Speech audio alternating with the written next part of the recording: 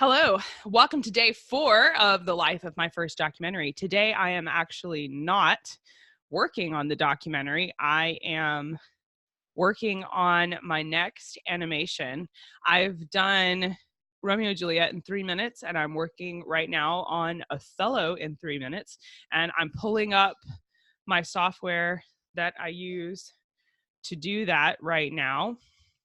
I was going to show you a sneak peek of it, and I've got to pull this up. While I'm pulling it up, I do want to tell you the doubt, like this whole documentary thing, the doubt and the pressure is so real, and it's all in my head, and like I know that, but at the same time, so many of you have been so kind to send me messages. I call her my friend Heidi. I don't think we've actually met in person. We talk online, but my friend Heidi said that she believed in me, and she was like, "You can do it." I was like, "Oh my goodness."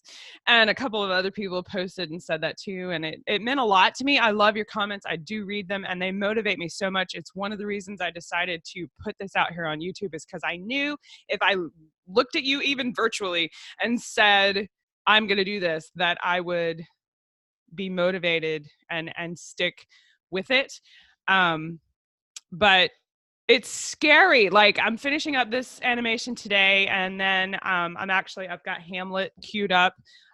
Shout out to Orca Shakespeare. They emailed me. I was trying to decide between Hamlet and Macbeth, and they sent me a message and said, "It'd be awesome if you did Hamlet." I said, "Okay, well, I needed a decision to be made, so I'll be doing that then." So I'll be working on Hamlet after I wrap up Othello. My goal is to move through all of Shakespeare's plays and animate all of them. But anyway, I just wanted to kind of share the process, the part of the process that I feel like is full of doubt, because this morning I woke up and I was like, what if it's not good enough? You know, what if I have to end up doing some of these interviews over Zoom, and I don't know how to do the fancy transitions and like the 21st century Fox music. My company doesn't have that kind of music, you know, and of course I'm going to go and find all that stuff and put it in there, and we're going to figure it out and figure out how to do that. But I think the important thing, and I may write this down, and because when I need to remember things like this, I hang it on my wall. You can't see that part of my office, but that wall across from my camera is full of all the things that tell me just go forward. And actually, one of my phrases is ever onward, only forward.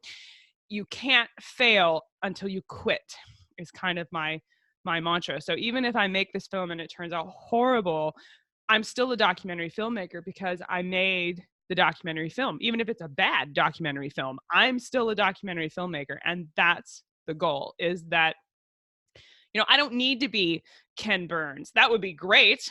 But I'm not going to be Ken Burns with my first film. Ken Burns wasn't Ken Burns with his first film. You know, it's like, I won't, it's okay. I don't have to be sitting in a room with Martin Scorsese to be a successful filmmaker. What I have to do is make the films. If I am making a movie, I've won the hardest game, because I really think the hardest part is just doing it. That's the hardest part. And I'm doing that. And you're a big part of it, because the fact that I am getting on here every day to update you on where we're at and what we're doing is the reason we're still moving forward. So today we're doing, you know, legal paper type stuff, um and actually what we're really doing is we're finishing up this animation, and then I'm actually going to spend the rest of the afternoon with my husband because he's unexpectedly off work today. And he normally works 6 days a week, so we get to see him today. So we're going to hang out with him. But I will show you. Let's see if I can screen share over here. I've got this queued up now. I'm going to give you a sneak peek, only available because you are subscribing here on YouTube, to my latest animation. This is one scene from Othello. As a military leader, Othello is sent by the Duke to Cyprus to fight the Turks. Cyprus is an island in the Mediterranean Sea off the coast of Italy. The Turkish invasion of Venice is a real piece of history, so definitely look that up.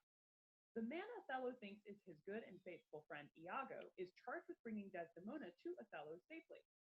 None of the key players suspect Iago is actually a horrible villain. Dun dun dun.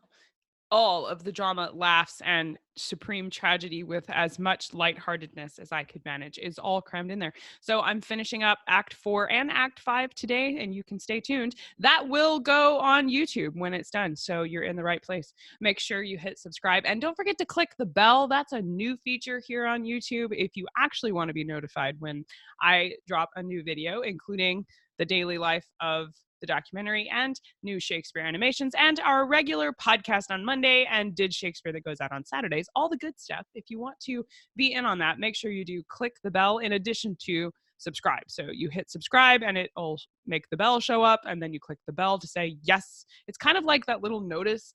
Are you sure? Yeah, I'm sure. I want to know about this channel. That's the button. That's the bell.